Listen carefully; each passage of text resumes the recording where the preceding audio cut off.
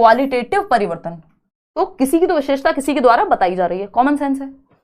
अंधेरे युग, युग कैसा है, अंधेरा, यानी विशेषता बताई जा रही है, किसी दूसरे विशेष्य की विशेषता बताई जा रही है, मतलब कुछ तो चल रहा है दोनों का आपस में।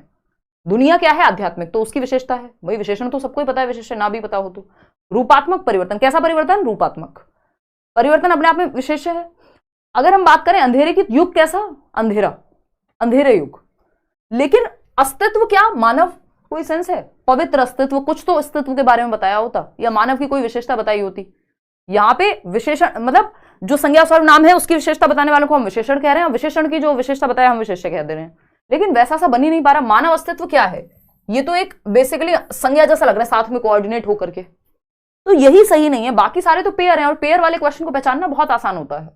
मानव अस्तित्व, मानव का कैसा अस्तित्व, ये तो बताया ही नहीं है ना, तो कुछ पवित्र अस्तित्व, कुछ तो बात चल रही होती कि विशेषण की बात हो रही है, विशेष साथ में दिया हुआ है कि इसके बारे में इसकी विशेषता बता रहा है, कुछ तो हो नहीं।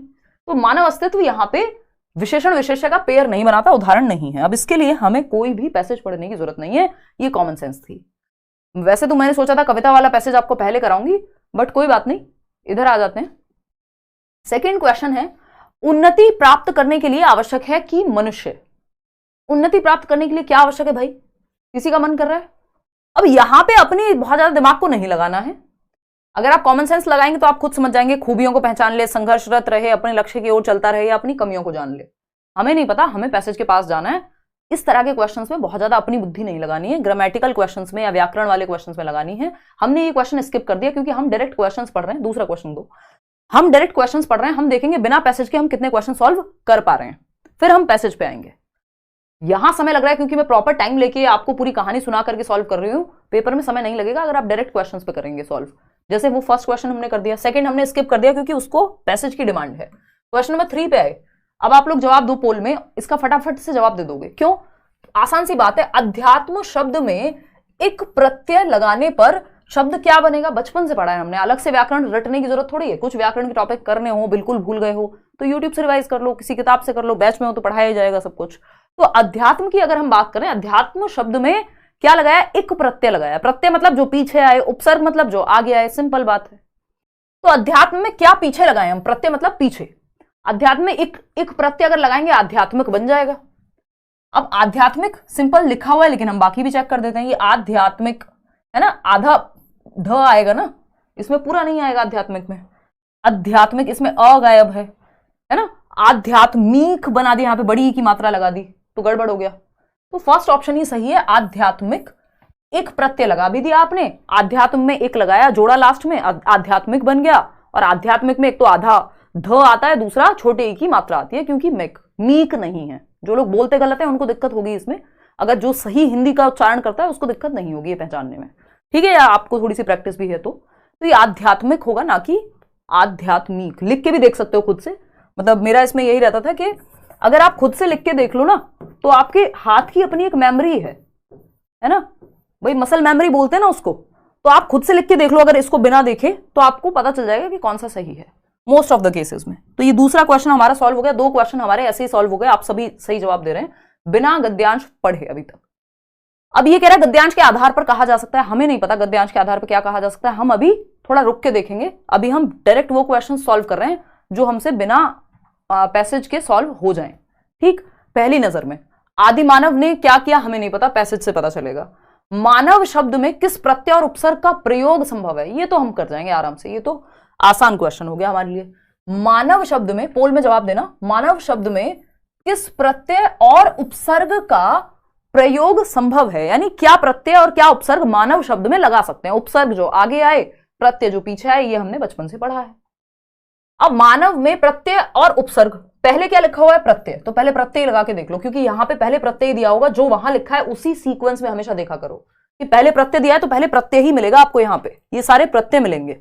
और उपसर्ग, आपको उपसर्ग और यानी प्रत्यय के बाद उपसर्ग लिखा हुआ है तो लास्ट में उपसर्ग है जो कॉमा के बाद है, तो इस बात का भी ध्यान रखना होता है, नहीं तो ये छोटी छोटी गलतियां 1 नंबर कटवा देती हैं कई बार। ठीक, तो अगर हम देखें मानव में प्रत्यय, पीछे क्या लगाएंगे, मानवीयत।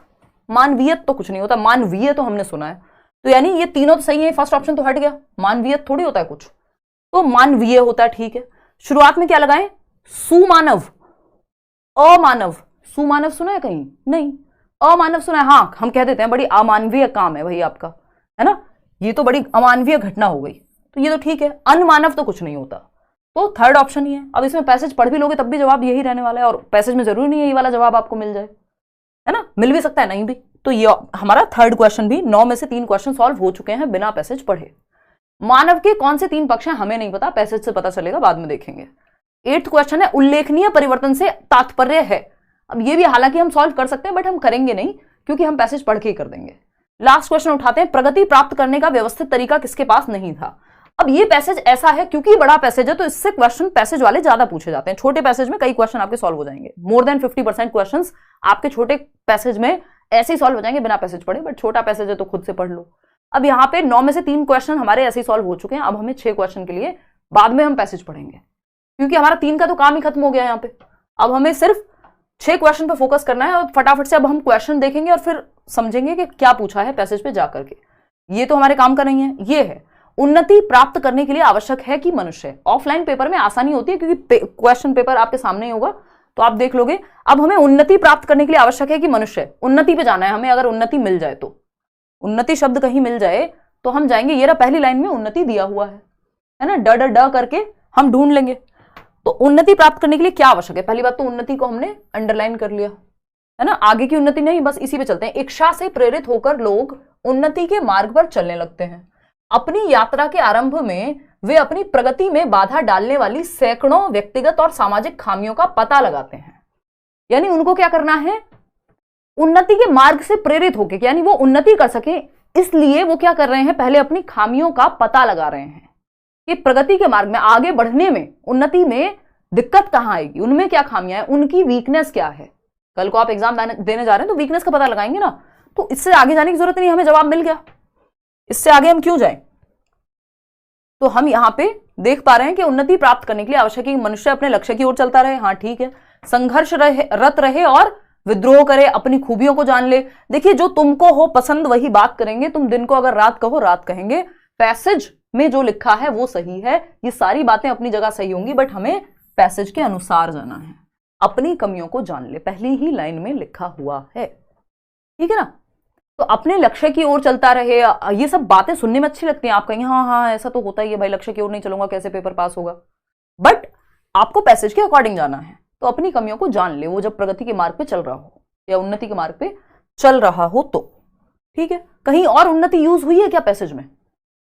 देखो एक बार, कहीं और पैसेज में उन्नति शब्द यूज हुआ है? एक तो यहां था, ठीक है ना। मान लेते हैं कहीं और भी दिया हुआ हो तो भैया हम दोनों जगह पढ़ लेंगे, क्योंकि हम टैग वर्ड से जा रहे हैं। पैसेज को हम किसी एक वर्ड से, जैसे मैंने आपको शुरुआत में बताया, कोई ईयर दिया हो, कोई वर्ड दिया हो, तो फटाक से उस वर्ड को ढूंढ लो पैसेज में।